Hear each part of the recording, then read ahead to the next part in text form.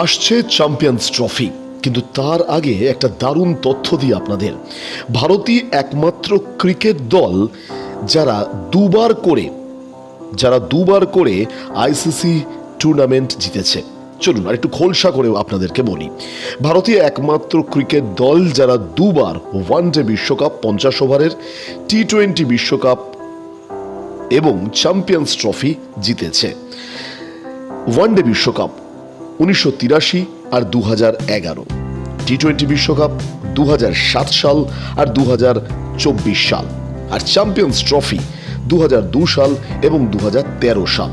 অর্থাৎ পরিসংখ্যান বলছে ভারতই একমাত্র ক্রিকেট দল যারা দুবার করে ওয়ানডে বিশ্বকাপ, টি-20 বিশ্বকাপ আর চ্যাম্পিয়ন্স ট্রফি জিতেছে।